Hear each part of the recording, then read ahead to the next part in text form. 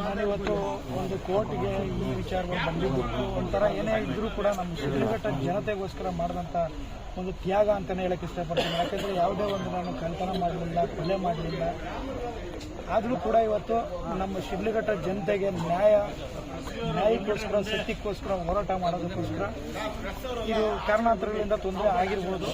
ಆದರೂ ಕೂಡ ನಾನು ನ್ಯಾಯಕ್ಕೆ ತಲೆಬಾಗ್ತೀನಿ, ಸತ್ಯಕ್ಕೆ ಗೌರವ ಕೊಡ್ತೀನಿ. ಹಾಗಾಗಿ ಮುಂದಿನ ದಿನಗಳಲ್ಲಿ ನಮ್ಮ ಶಿಡ್ಲಘಟ್ಟ ವಿಧಾನಸಭಾ ಕ್ಷೇತ್ರದಲ್ಲಿ ನಮ್ಮ ಜನತೆಗೆ ಸತ್ಯ ಮತ್ತು ನ್ಯಾಯ ಸಿಗಬೇಕಾದಕ್ಕೆ ಏನೆಲ್ಲ ಹೋರಾಟ ಮಾಡಬೇಕು, ಕಾನೂನು ರೀತಿಯ ಹೋರಾಟ ಮಾಡ್ತೀನಿ. ಅದರೊಟ್ಟಿಗೆ ನನಗೆ ಒಂದು ಆತ್ಮಸ್ಥೈರ್ಯ, ಧೈರ್ಯವನ್ನು ತುಂಬಿದಂಥ ಎಲ್ಲ ನಮ್ಮ ಶಿಡ್ಲಘಟ್ಟ ವಿಧಾನಸಭಾ ಕ್ಷೇತ್ರದ ಕಾರ್ಯಕರ್ತರಿರ್ಬೋದು, ನನ್ನ ತಂದೆ ತಾಯಂದಿರಿರ್ಬೋದು, ಹಾಗೂ ಅಣ್ಣ ತಮ್ಮಂದ್ರಲ್ಲಿರ್ಬೋದು, ನನ್ನ ಎಲ್ಲ ಮುಖಂಡರುಗಳಿರ್ಬೋದು, ಎಲ್ರಿಗೂ ಕೂಡ ನಾನು ಅವ್ರಿಗೆ ನನ್ನ ಶಿರಬಾಗಿ ನಮಸ್ಕಾರ ಹೇಳಕ್ಕೆ ಇಷ್ಟಪಡ್ತೀನಿ. ನನ್ನ ಜೊತೆಯಲ್ಲಿ ಶಕ್ತಿಯಾಗಿ ಎಲ್ಲರೂ ಕೂಡ ನಾವಿದ್ದೇವೆ, ನಿಮಗೆ ಏನೇ ತೊಂದರೆ ಆದರೂ ಕೂಡ ನಾವಿದ್ದೀವಿ ಅನ್ನೋ ರೀತಿಯಲ್ಲಿ ಸುಮಾರು ಸಾವಿರಾರು ಸಂಖ್ಯೆಯಲ್ಲಿ ಎಲ್ಲರೂ ಕೂಡ ನಾನು ನೋಡ್ತಿದ್ದೆ. ತುಂಬ ಸಂತೋಷ ಆಗ್ತಿತ್ತು. ಅಂದರೆ ಇದೆಲ್ಲ ಆಗಿ ಏನೋ ತೊಂದರೆ ಆಯ್ತೇನೋ ಅನ್ನೋ ಥರನೂ ಅನಿಸ್ತಿತ್ತು. ಆದರೂ ಕೂಡ ನಮ್ಮ ಜನ ಎಲ್ರಿಗೂ ಗೊತ್ತಿದೆ, ನಾನು ಯಾವತ್ತೂ ಕೂಡ ಇಲ್ಲದೇ ಇರೋಂಥದ್ದಕ್ಕೆ ಯಾವುದಕ್ಕೂ ಹೋಗಲಿಲ್ಲ. ಸತ್ಯದ ಪರವಾಗಿ ಹೋರಾಟ ಮಾಡ್ತಿದ್ದೀನಿ. ಕರೋನಾ ಕಷ್ಟ ಕಾಲದಲ್ಲಿ ಇವತ್ತಿನವರೆಗೂ ಏನಾಗಿದೆ ಅಂದರೆ ಇವತ್ತು ಈ ಒಂದು ವಿಚಾರ ಇಡೀ ನಮ್ಮ ರಾಜ್ಯದಾದ್ಯಂತ, ದೇಶದಾದ್ಯಂತ ಇವತ್ತಿನ ವಿಚಾರ ಎಲ್ಲ ಕಡೆ ವೈರಲ್ ಆಗಿದೆ ಅನ್ನೋದು ಗೊತ್ತಾಯ್ತು ನನಗೇನೆಂದರೆ ಇವತ್ತು ಸುಮಾರು ಒಂದು 10 ವರ್ಷಗಳ ಕಾಲದಿಂದ ನಮ್ಮ ಆಂಬ್ಯುಲೆನ್ಸ್ಗಳ ಸೇವೆಯಲ್ಲಿ 25,000ಕ್ಕೂ ಹೆಚ್ಚಿನ ಜನರ ಒಂದು ಜೀವ ಉಳಿಸಿದ್ದೀವಿ. 10 ಆಂಬ್ಯುಲೆನ್ಸ್ಗಳು ಇವತ್ತು ಕೂಡ 24 ಗಂಟೆ ನಿರಂತರವಾಗಿ ಸೇವೆ ಸಲ್ಲಿಸ್ತಾ ಇದ್ದಾವೆ. ಅವರೆಲ್ಲರೂ ಕೂಡ ಹೇಳ್ತಿದ್ದಾರೆ, ನೀವು ಮಾಡಿರೋಂಥ ಒಳ್ಳೆಯ ಕೆಲಸಗಳನ್ನ ಯಾರೂ ಕೂಡ ನಾವು ಮರ್ತಿಲ್ಲ.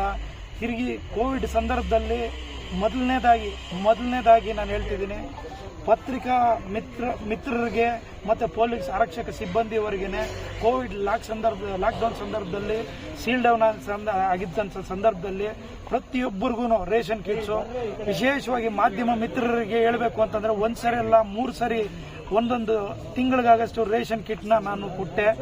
ಇವತ್ತಿರಲಿ ಕಾರಣಾಂತರಗಳಿಂದ ಏನೇ ಒಂದು ತೊಂದರೆ ಆಗಿರ್ಬೋದು, ಆದರೂ ಕೂಡ ನಾನು ಹೇಳ್ತಿದ್ದೀನಿ, ನನಗೆ ಯಾರೆಲ್ಲ ಸಪೋರ್ಟ್ ಮಾಡಿದ್ದಾರೆ ಇರಲಿ, ಅವರು ಇವತ್ತು ಎಲ್ರಿಗೂ ಕೂಡ ನಾನು ಧನ್ಯವಾದಗಳನ್ನ ಹೇಳಕ್ಕೆ ಇಷ್ಟಪಡ್ತೀನಿ.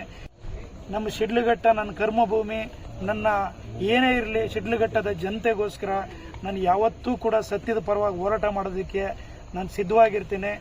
ನನ್ನ ಒಂದು ರಾಜಕೀಯ ಜೀವನದಲ್ಲಿ ಇವತ್ತು ಎಲ್ಲ ನನ್ನ ಮಕ್ಕಳಿರ್ಬೋದು, ನನ್ನ ಶಿಡ್ಲಘಟ್ಟದ ಎಲ್ಲ ನನ್ನ ತಂದೆ ತಾಯಂದಿರಿರ್ಬೋದು, ಸಪೋರ್ಟರ್ಸ್ ಇರ್ಬೋದು, ಕಾರ್ಯಕರ್ತರಿರ್ಬೋದು, ಇವತ್ತು ಎಲ್ಲರೂ ಕೂಡ ತುಂಬ ನೋವು ತಿಂದಿದ್ದಾರೆ. ಆದರೂ ಕೂಡ ಅವ್ರು ಹೇಳೋದೇನೆಂದರೆ, ನೀವು ಯಾವುದೇ ಒಂದು ಮೋಸದ ವಿಚಾರವಾಗಲಿ, ಇಲ್ಲ ಯಾವುದೋ ಒಂದು ಕೊಲೆ ಆಗಲಿ, ಇಲ್ಲ ಒಂದು ದರೋಡೆ ಆಗಲಿ, ಇಲ್ಲ ಒಂದು ಲಂಚದ ಪ್ರಕರಣದಲ್ಲಿ ನೀವು ಹೋಗಿ ಯಾವುದಕ್ಕೂ ಇದಾಗಲಿಲ್ಲ. ಇರಲಿ ಕಾರಣಾಂತರಗಳಿಂದ ಆಗಿರ್ಬೋದು, ಆದರೂ ಕೂಡ ನಿಮ್ಮೊಟ್ಟಿಗೆ ನಾವಿದ್ದೀವಿ, ನೀವು ನಮ್ಮೊಟ್ಟಿಗೆ ಇರಬೇಕು ಅನ್ನೋ ಮಾತನ್ನು ಎಲ್ಲ ಹೇಳ್ತಿದ್ದಾರೆ. ಹೀಗಾಗಿ ನನಗೆ ನಮ್ಮ ಕಾರ್ಯಕರ್ತರೇ ನನ್ನ ಒಂದು ಶಕ್ತಿ ಅಂತ ಹೇಳ್ಬಿಟ್ಟು ಈ ಒಂದು ಸಂದರ್ಭದಲ್ಲಿ ಹೇಳಕ್ಕೆ ಇಷ್ಟಪಡ್ತೀನಿ.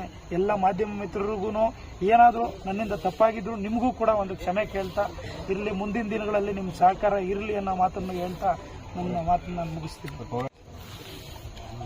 ಕಾನೂನು ರೀತಿಯಲ್ಲಿ ಅದು ಏನು ತಪ್ಪಾಗಿದೆ ಇಲ್ಲ ಏನಿದೆ ಅದನ್ನು ಮಾತಾಡಿ ಈಗಾಗಲೇ ಅವ್ರು ಹೇಳಿದ್ವಿ ನಾವು. ಅದನ್ನೂ ಕೂಡ ಅವತ್ತು ನಾನು ಹೇಳಿದೆ, ಅದು ಮಾತಾಡಿದ ಉದ್ದೇಶ ಅದಲ್ಲ. ಆದರೂ ಕೂಡ ಅದು ಬೇರೆ ರೀತಿಯಲ್ಲಿ ಆಯಿತು, ಕಾರಣಾಂತರಗಳಿಂದ ಆಗಿರ್ಬೋದು. ಆದರೂ ಕೂಡ ನಾನು ಮತ್ತೊಮ್ಮೆ ಹೇಳ್ತಿದ್ದೀನಿ, ನನ್ನ ಯಾವುದೇ ಉದ್ದೇಶ ನಂದು ಪರ್ಸ್ನಲ್ ಆಗಿಲ್ಲ. ನನ್ನ ಜನರಿಗೋಸ್ಕರ, ನನ್ನ ಜನತೆಗೋಸ್ಕರ ಇವತ್ತೆಲ್ಲ ಯಾವತ್ತೂ ಕೂಡ ತೊಂದರೆ ಆಗ್ತಿದೆ ಅಂತಂದರೆ ಅಲ್ಲಿ ಈ ರಾಜೀವ್ಗೌಡ ಇರ್ತಾರೆ.